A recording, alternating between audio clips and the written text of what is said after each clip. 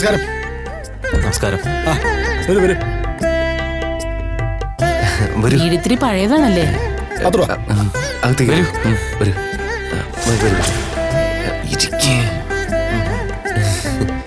ഇതാണോ പയ്യൻ? അതെ അതെ. ഞങ്ങളുടെ ഏട്ടനാ സുഭാഷ്. ചെറുക്കനെ പറ്റി അനിയനും ഭാര്യയും പറഞ്ഞിട്ടുണ്ടായിരുന്നു. ഞങ്ങൾക്ക് ഒറ്റ മോള നിമിഷ. ബികോം കഴിഞ്ഞു, ജോലിക്കൊന്നും അയച്ചിട്ടില്ല. ആലോചനകൾ പലതും വരുന്നുണ്ട്. ജാതകം ചേരണമെന്ന് ഞങ്ങൾക്ക് നിർബന്ധമാണ്.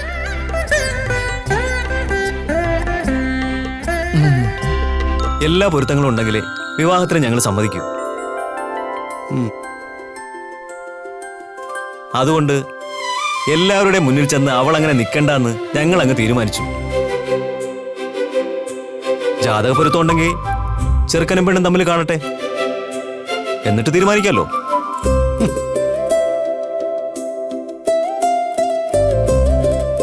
ജാതകം ചേർന്നാ പിന്നെ മറ്റൊന്നും കാര്യമായി ഞങ്ങൾ എടുക്കാറില്ല.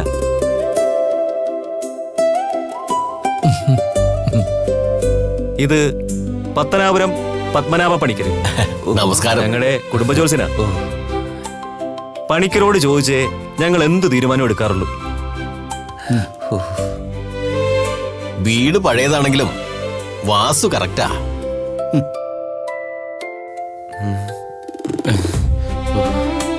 പയ്യന്റെ ജാതകം എടുത്തോണ്ട് വരാമോ? ഓ, ഇപ്പൊ എടുത്തോണ്ടരാ. ഇപ്പൊ കൊണ്ടുവരാം. ഞാൻ കുടിക്കാൻ എന്തെങ്കിലും എടുക്കാം. വേണ്ട മോളെ, ഇത്തിരി കഴിയട്ടെ.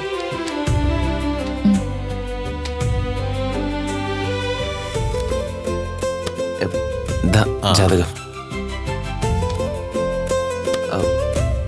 അല്ല, ഈ ജാതകം മാത്രം മതിയായിരുന്നെങ്കിലേ ഞാനത് കൊണ്ടുവന്ന് തന്നേനെ. അത് മാത്രം പോരല്ലോ, വീടിന്റെ വാസ്തു, സ്ഥലരാശി എല്ലാം അറിയണം. അതിനാ ജോത്സ്യനെയും കൊണ്ടുവന്നത്.